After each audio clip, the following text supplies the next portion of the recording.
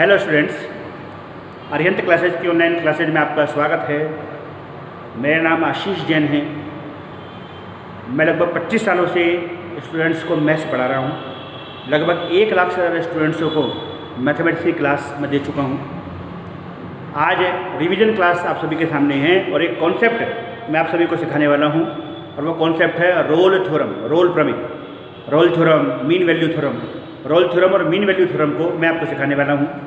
और ये टॉपिक मैंने आपके लिए इसलिए चुना है कि मैंने देखा है कि ज़्यादातर स्टूडेंट्स ये कहते हैं कि यह टॉपिक टफ है।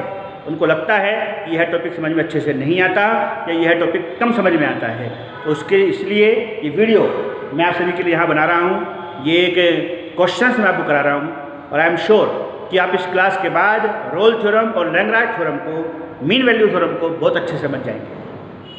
हमारा जो टॉपिक है, रोल्स थ्योरम। रोल्स थ्योरम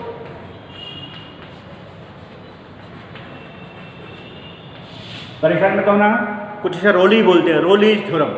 बात एक ही है, ROLLE। कई बच्चे, कई टीचर्स, कई लोग इसे रोलीज पढ़ जाते हैं, तो रोलीज कुछ रोल पढ़ते हैं। तो बात एक ही है, इससे कंफ्यूज होने की आवश्यकता आपको नहीं है। एक ही बात है, रोल थ्योरम बोलो चाहे रोलीज थ्योरम बोलो, बात एक ही है। अब रोलीज थ्योरम आपको सीखनी है। रोलिंग थ्योरम सीखने के लिए रोलिंग थ्योरम है क्या कि मान लिया f a से b एक रियल वैल्यू फंक्शन है। f a से b में, लेकिन डोमेन a से b के बीच में है और ये एक रियल वैल्यू फंक्शन है और यह 3 कंडीशन को फॉलो करता है। कितनी कंडीशंस को? 3 कंडीशंस को फॉलो करता है। रोल प्रमेय की 3 शर्त हैं। रोल एक मैथमेटिशियन है, मैथमेटिशियन ने कहा है इन 3 शर्तों को पूरा कीजिए, इन 3 कंडीशंस को पूरा कीजिए। तो क्या कंडीशन है? रोल की पहली कंडीशन क्या है? आपका फंक्शन a से b के क्लोज इंटरवल में कॉन्टिन्यूअस होना चाहिए। ये पहली कंडीशन है। a से b के क्लोज इंटरवल में आपका फंक्शन कॉन्टिन्यूअस होना चाहिए। सेकंड कंडीशन, a से b के ओपन इंटरवल में डिफरेंशिएबल होना चाहिए। और third condition, fa equal to fb होना चाहिए। यानी आपका जो फंक्शन है वो इन 3 कंडीशन को फॉलो करता हो। कौन कौन सी कंडीशन है? a से b में फंक्शन कंटिन्यूअस हो, a से b के क्लोज इंटरवल में कंटिन्यूअस हो। ध्यान रखिए, इंटरवल इंपॉर्टेंट है, इंटरवल मिस नहीं होने चाहिए। a और b के क्लोज इंटरवल में फंक्शन कंटिन्यूअस हो, a और b के ओपन इंटरवल में डिफरेंशिएबल हो और fa इक्वल टू fb। तो रोल क्या कहता है? अगर किसी फंक्शन ने इन तीनों कंडीशन को फॉलो किया है तो ओपन इंटरवल a b में एक पॉइंट c ऐसा अवश्य होगा जहां f डैश c की वैल्यू 0 के इक्वल में हो। क्या कहता है? ओपन इंटरवल a b में एक पॉइंट c ऐसा जरूर होगा जहां f डैश c की वैल्यू 0 के बराबर में हो। ये कौन सा फंक्शन है? ये रोलिंग थ्योरम की 3 कंडीशंस हैं। 3 कंडीशन कौन कौन सी?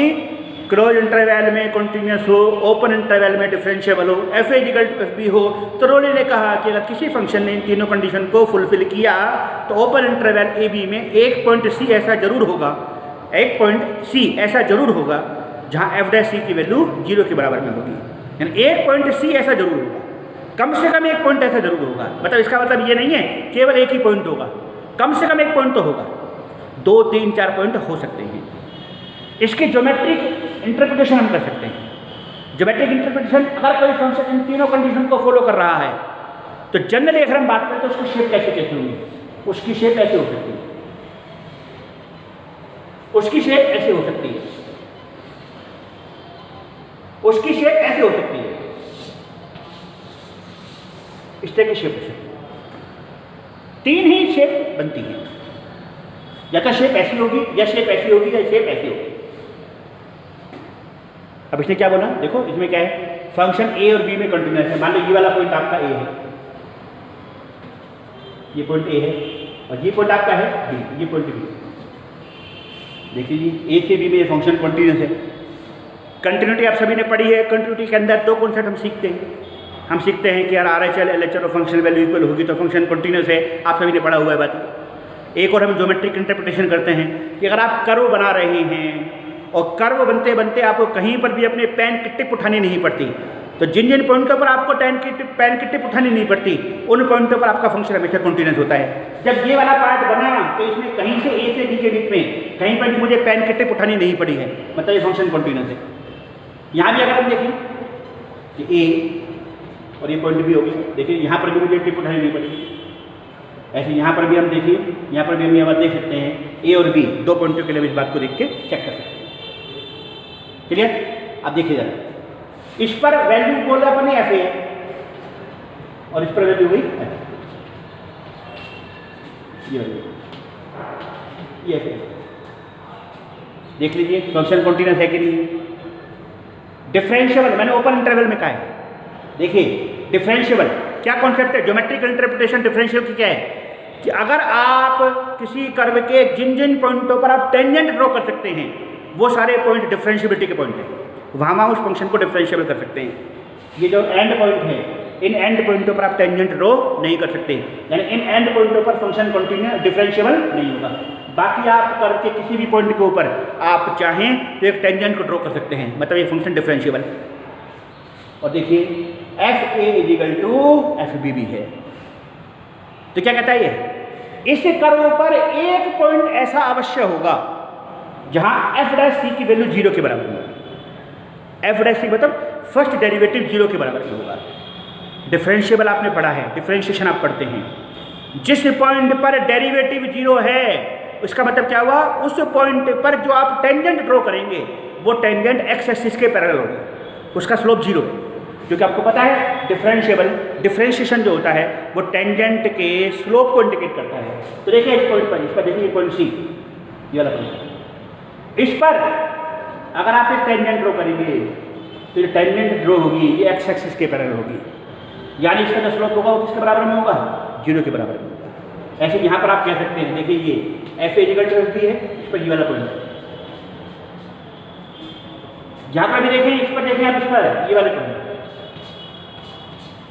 इन पॉइंटों पर टेंजेंट जो है वो एक्स एक्सिस के पैरेलल हो गई है।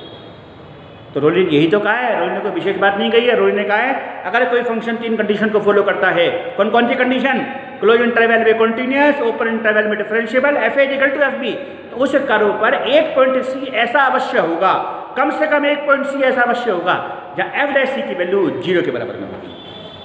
ये रोलिन थ्योरम का वेरिफिकेशन हुआ, ये रोलिन थ्योरम को सोल्व करने का तरीका आपके पास हो गया है। बेख्याल आपको समझ में आ गया होगा, आपको कर्व के तरह भी समझ में आ गया होगा कि रोलिन थ्योरम वेरीफाई किस तरीके से होती है। आप इसको आराम से देख पा रहे हैं, कर्व के अंदर आप देख पा रहे हैं कि इस कर्व ने तीनों कंडीशन को फॉलो किया है। एक पॉइंट सी, ये वाला पॉइंट, इस वाले पॉइंट को हम सी बोलेंगे। यहाँ पर अगर आप एफ डैश सी की वैल्यू निकालेंगे तो एफ डैश सी की वैल्यू किसके बराबर निकलेगी, 0 के बराबर में निकल कर आएगी।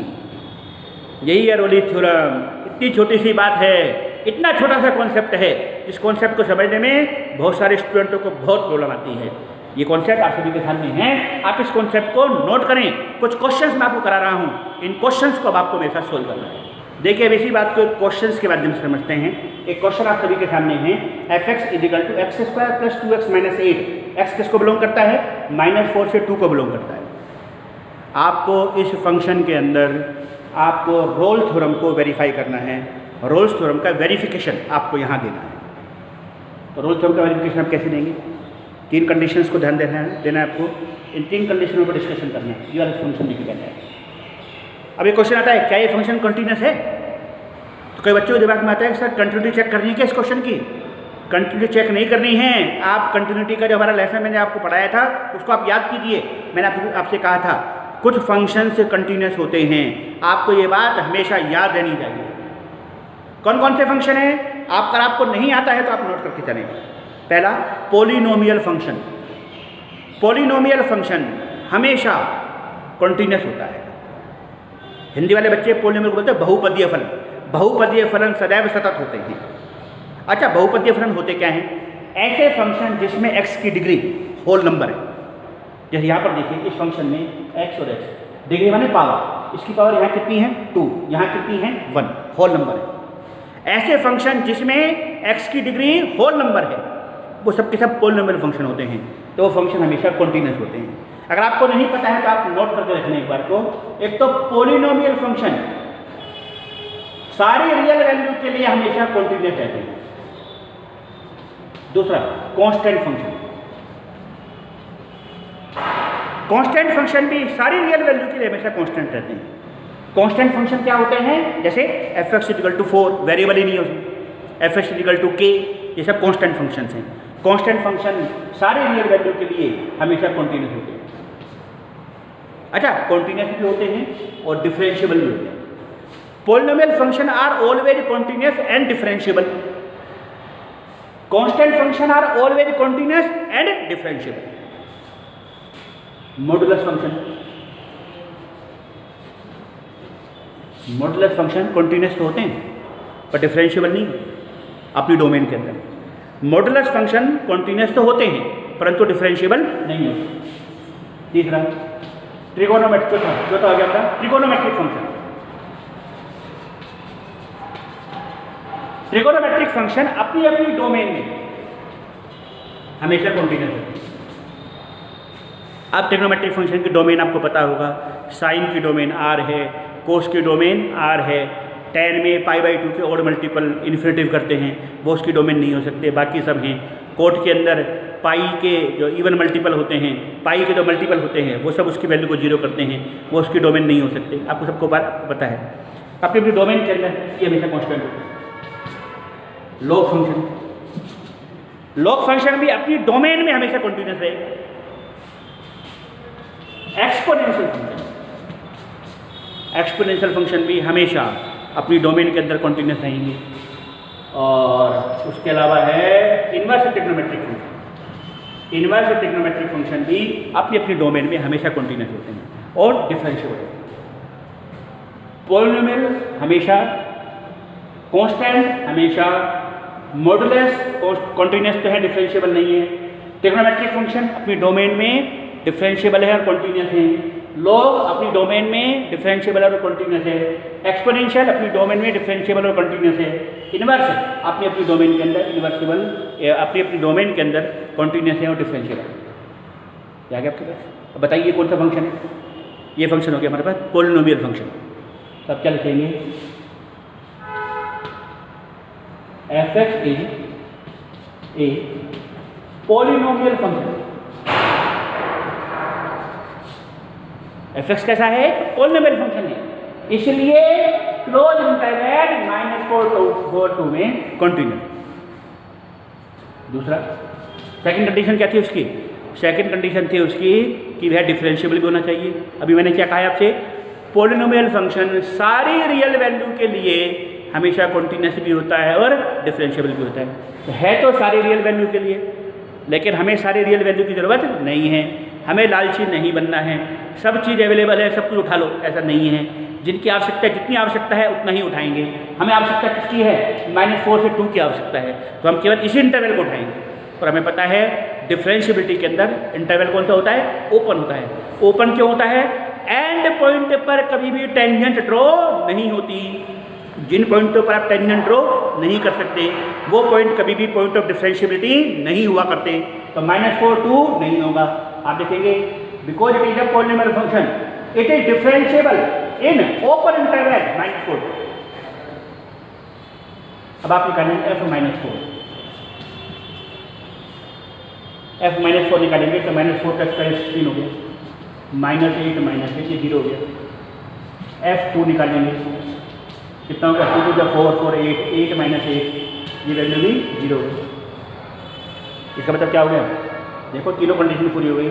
f-4 की वैल्यू किसके बराबर में हो गई? f2 के बराबर में। ठीक है, क्या कहता है हमारा रूल? हमारा रूल ये कहता है कि अगर कोई फंक्शन इन तीनों कंडीशन को पूरा करता है तो ओपन इंटरवल C में, ओपन इंटरवल AB में एक पॉइंट ऐसा जरूर होगा जहां f' की वैल्यू 0 के बराबर नहीं होगी। अब निकालें f'। f' कैसे निकलेगा? f' के लिए पहले आपको f' निकालना पड़ेगा। f' का मतलब इसका डिफरेंशिएट करना पड़ेगा 2x + 2। जब f' निकालोगे तो 2c + 2, और अगर 2c + 2 को 0 के बराबर कर दोगे तो c की वैल्यू कितनी आएगी? -1 आएगी। अब बोलो ये -1 इस इंटरवल -4 2 को बिलोंग करता है कि नहीं करता?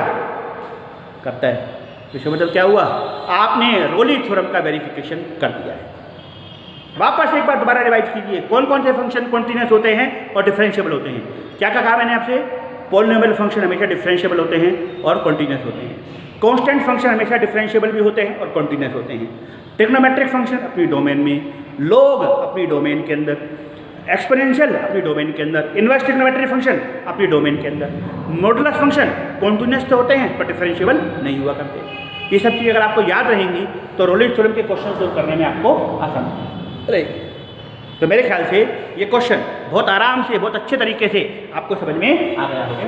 sin 2x, f(x) आपके पास sin 2x निकल कर आएगा। करें इसको, बोलो। रोलिंग थ्योरम का वेरिफिकेशन करना है इस सवाल के अंदर, इस क्वेश्चन के अंदर। सबसे पहले क्या करना है आपको? आपको बताना है कि ये फंक्शन कॉन्टिन्यूस है या नहीं है। बोलो कौन सा फंक्शन है? साइन है।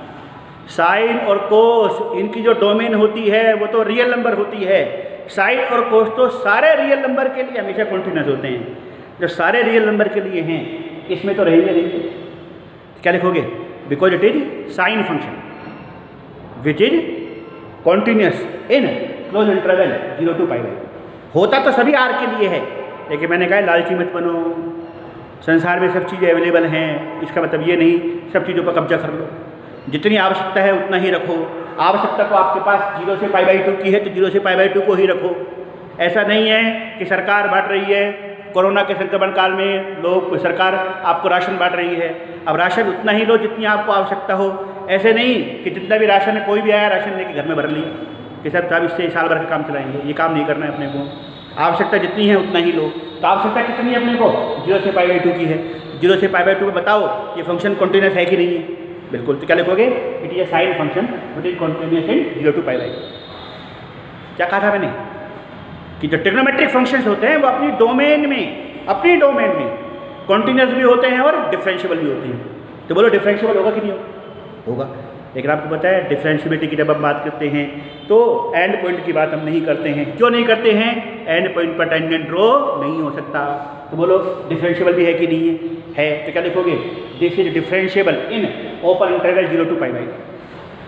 क्या लिखोगे? पहले फर्स्ट पॉइंट बनाओगे, क्योंकि यह एक ज्या फलन है। हिंदी वाले बच्चे ज्या फलन, अतः यह इस क्लोज इंटरवल में सतत है। चूंकि यह ज्या फलन है इसलिए इस ओपन इंटरवल में अवकलनीय है, डिफरेंशिएबल है। अब f इक्वल टू f भी चेक करें, निकालो f0, साइन 0 आएगा। अब पता है साइन 0 होती है, फिर आप निकालेंगे f और π/2 निकालेंगे, रख दो। तो साइन π/2 का दुगना पाई होता है, साइन पाई की वैल्यू 0 हो गई। f0 इक्वल टू f π/2 हो गया। यानी इस फंक्शन ने तीनों की तीनों कंडीशन को फॉलो कर लिया है, और क्योंकि इसने तीनों कंडीशन को फॉलो कर लिया है इसका मतलब क्या हुआ? यह एक कैसा फंक्शन है? यह रोल थ्योरम की सारी कंडीशन को पूरा करता है। और रोल की अगर सारी कंडीशन फॉलो हो गई हैं तो रूल क्या कहता है? एक पॉइंट C ओपन इंटरवल में ऐसा होगा जहां f' C की वैल्यू 0 के इक्वल में होगी। तो बोलो करें f' तो पहले f' निकाल लें, करो डिफरेंशिएशन। आई एम श्योर कि डिफरेंशिएशन भी आता है। 2 cos 2x f' 2 cos 2x equal to 0 करना है। इसका मतलब cos 2x इक्वल टू 0। अब cos में 0 वैल्यू किसकी होती है? π/2 की। 2x equal to π/2, x equal to कितना हो गया? π/4। अब बोलो जो π/4 है ये ओपन, सॉरी 2c ले ना अपने 0 to π/4, 0 to π/2 से ओपन इंटरवल को बिलोंग करता है। So Rolle theorem is verified. आपने रोल थ्योरम का वेरिफिकेशन कर दिया है। वेरिफिकेशन इस क्वेश्चन के अंदर करना है। पहला, तीनों कंडीशन फॉलो होती है कि नहीं होती? साइन और कोस, बोलो दोनों की डोमेन आर होती है, यानी कि दोनों कॉन्टिन्यूस हैं। और आप सबसे पढ़ते हैं दो कॉन्टिन्यूस फंक्शन का एडिशन भी कॉन्टिन्यूस होता है, दो कॉन्टिन्यूस फंक्शन का सब्ट्रैक्शन भी कॉन्टिन्यूस होता है। तो ये दो कॉन्टिन्यूस फंक्शन का एडिशन होगा कि नहीं हो गया? This is continuous function, this is also continuous. So addition of two continuous function is also continuous. क्या लिखोगे? This is the addition of two continuous function, so this is continuous in close interval 0 to π/2। और आपको पता है sign और कोस ये दो function ऐसे हैं जो कॉन्टिन्यूस भी होते हैं और डिफरेंशिएबल भी होते हैं, लिख देंगे। So it is differentiable in open interval 0 to π/2। अब क्या चेक करना है, f0 और f π/2 की वैल्यू चेक करनी है। f0 निकालो, साइन 0 की वैल्यू 0 होती है, कोस 0 की वैल्यू 1 होती है। f और π/2, साइन π/2 की वैल्यू 1 होती है, कोस π/2 की 0 होती है 1, दोनों इक्वल आ रहे। f0 = f5। क्या लिखोगे, this function follow all the properties of या ऑल द कंडीशंस ऑफ रोलिंग theorem. According to Rolle there is a point C where f' = 0 in open interval a to b 0 to π/2। निकालो f' निकालो, sign का differential कोस का -1, f' = 0 करना है, यानी कि कोस C माइनस साइन C = 0 करना है। इस साइन C को यहाँ लाओगे, कोस C से डिवाइड करोगे तो tan C की वैल्यू 1 हो गई। और आपको पता है tan में जो 1 वैल्यू होती है π/4 की होती है। π/4 बोलो, ये 0 to π/2 के ओपन इंटरवल को बिलोंग करता है कि नहीं करता। Rolle theorem is verified, Rolle theorem का वेरिफिकेशन हो गया है। मेरे ख्याल से बहुत अच्छे से अब टॉपिक आपको समझ में आ गया होगा। अब ये टॉपिक आपके लिए किसी तरह का हुआ नहीं है, किसी तरह की प्रॉब्लम नहीं है, क्योंकि आपने इस टॉपिक को बहुत अच्छे समझा है। बच्चे कहते हैं बहुत टफ टॉपिक है, पर मैं आपको एक एक पॉइंट इतने अच्छे से समझा रहा हूँ कि आप इस क्वेश्चन को आराम से सॉल्व करने की कंडीशन के अंदर हैं। बस आपको पता हो कि कौन से फंक्शन कॉन्टिन्यूस होते हैं, डिफरेंशिएबल होते हैं, क्या कंडीशंस हैं, उन कंडीशंस को किस तरीके से रिप्रेजेंट करना है। तो यहाँ पर इंटरवल ध्यान में रखते हुए इन क्वेश्चन को सोल्व करना आपको आना चाहिए। अब देखिए इस क्वेश्चन में गड़बड़ है। कई बच्चे ये बोलते हैं, वर्ड पढ़ लेते हैं, टीचर क्या 1-2 क्वेश्चन करवाता है, उनके दिमाग में 1-2 वर्ड सेट हो जाते हैं। This is a polynomial function that is why continuous in close interval a to b। बोलिए, क्या ये पॉलिनोमियल फंक्शन है? This is not a polynomial function. क्या ये बहुपदीय फलन है? नहीं, यह बहुपदीय फलन नहीं है। क्यों नहीं है बहुपदीय फलन? बहुपदीय फलन में x की जो डिग्री होती है, degree of x is always a whole number. इसमें अगर हम इस x को उधर ले जाएंगे तो x की वैल्यू -1 आएगी, तो डिग्री -1 होगी। And -1 is not a whole number. -1 यहाँ पर होल नंबर नहीं है। -1 यहाँ पर होल नंबर नहीं। जब -1 होल नंबर नहीं है, अब बताइए कि क्या ये फंक्शन कॉन्टिन्यूस होगा या नहीं होगा? क्या आप इसे कॉन्टिन्यूस कह सकते हैं या नहीं कह सकते? ये बात अब यहाँ ध्यान देने की है। उसके लिए आप देखिए क्या करेंगे, f(x) = एलसीएम ले लेंगे, x² + 1/x आएगा। अब देखिए इसको x की प्रॉब्लम कहाँ पर है। अगर x की वैल्यू 0 होगी, अगर x की वैल्यू 0 होगी तो उस कंडीशन में ये फंक्शन अनडिफाइंड हो जाएगा, यानी कि 0 पर ये फंक्शन डिसकंटिन्यूअस है। अब 0 तो हमारे इंटरवल में है ही नहीं। जब है ही नहीं तो चिंता करने की कोई ज़रूरत हमको है ही नहीं। जब हमें चिंता करनी ही नहीं है तो बोलो ये फंक्शन कॉन्टिन्यूअस है या नहीं है? Yes, this is a continuous function. क्यों? इस इंटरवल में, क्योंकि हमें प्रॉब्लम किससे है? 0 से है, और 0 हमारे पास अवेलेबल है ही नहीं। क्लियर? जब इसका डिफरेंशियल करेंगे, u/v मेथड से डिफरेंशियल करोगे तो x² आएगा। वहाँ भी प्रॉब्लम 0 से ही होगी। 0 है ही नहीं, इसका मतलब क्या है? ये फंक्शन डिफरेंशिएबल। तो this is continuous as well as differentiable. अब चेक करो, f1 की 1 करोगे तो 1 + 1 2 हो गया।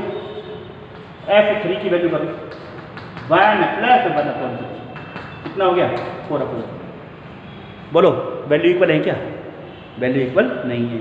fa = fb नहीं है। जब fa = fb नहीं है तो क्या इस क्वेश्चन के लिए आप रोलिंग थ्योरम को वेरीफाई कर सकते हो क्या? आप इस क्वेश्चन के लिए रोलिंग थ्योरम को वेरीफाई नहीं कर सकते। इसका मतलब क्या हुआ? Rolling theorem can not be verified for this question.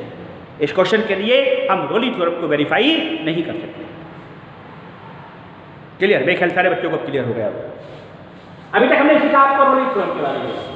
अब हम बात करें लैग्रांज थ्योरम के बारे में। लैग्रांज मीन वैल्यू थ्योरम बोलते हैं, मीन वैल्यू थ्योरम। और मीन वैल्यू थ्योरम में किसकी थ्योरम है? मीन वैल्यू थ्योरम में थ्योरम है लैग्रांज।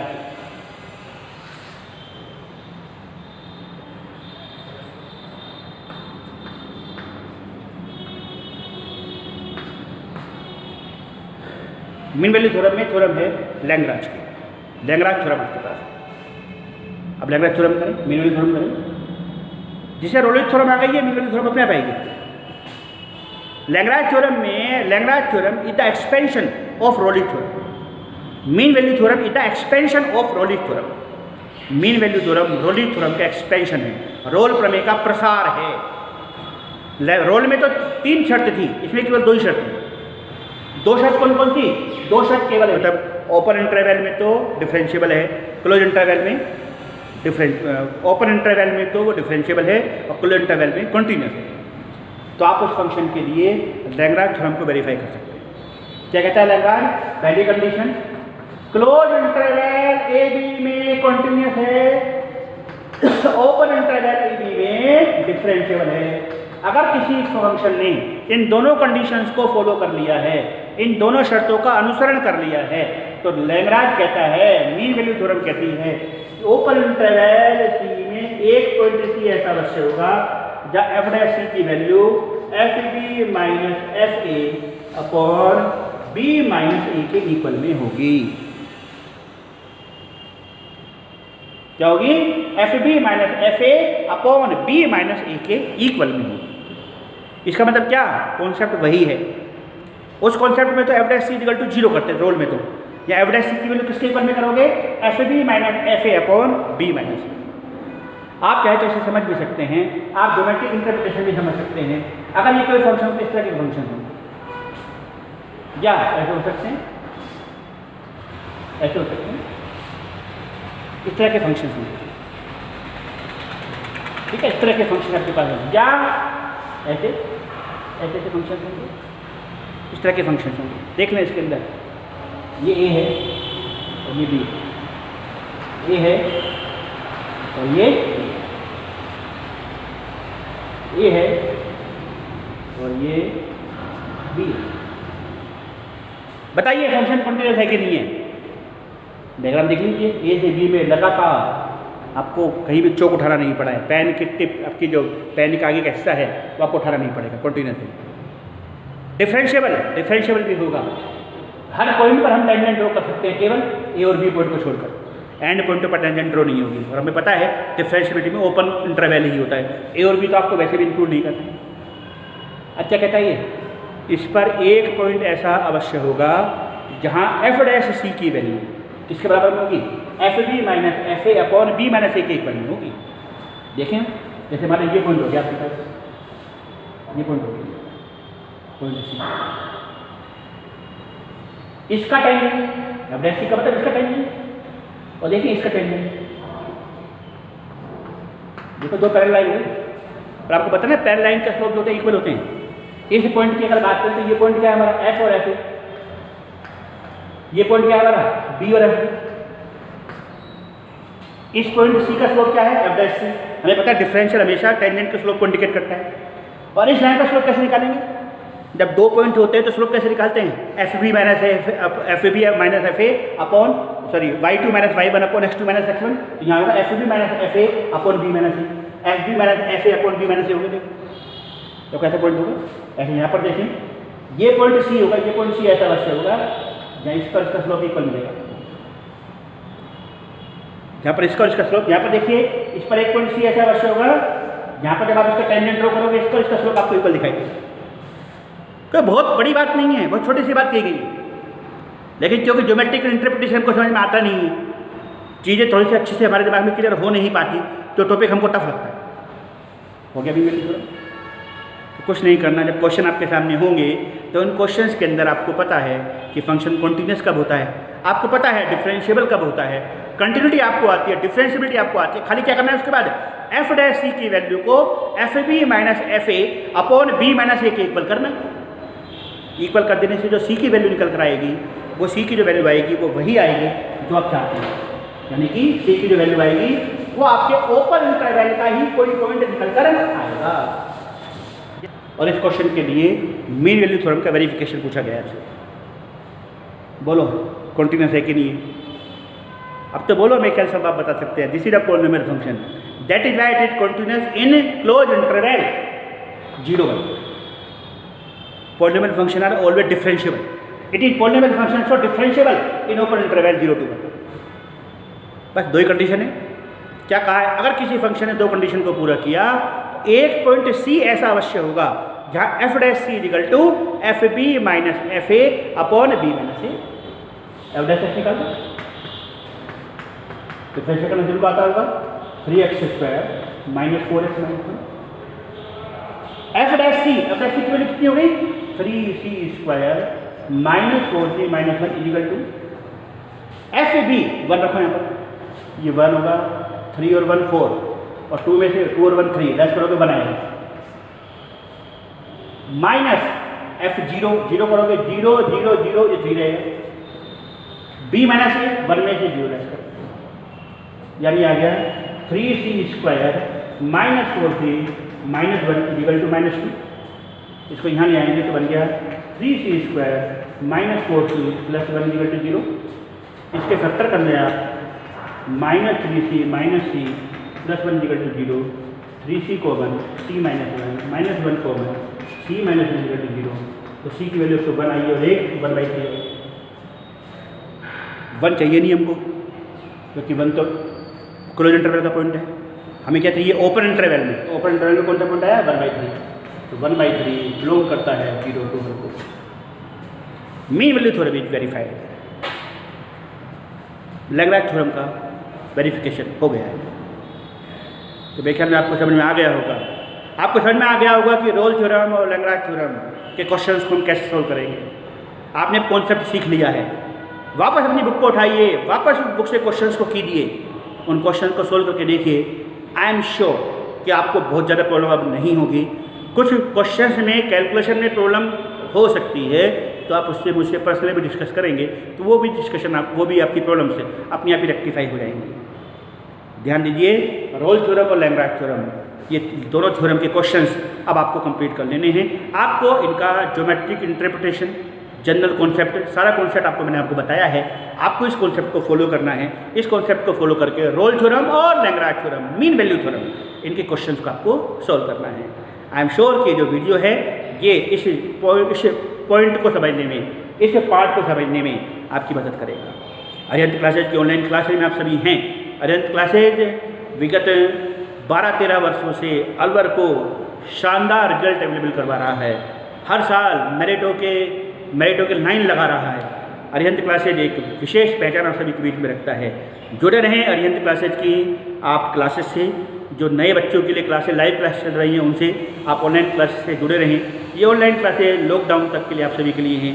जैसे ही लॉकडाउन ख़त्म होगा, स्कूल में इंस्टीट्यूट में आने की परमिशन आपको मिलेगी। हम सब फिर उसी एनर्जी के साथ, उसी ऊर्जा के साथ आप सभी के बीच में अवेलेबल होंगे। आज के लिए इतना ही। Thank you very much.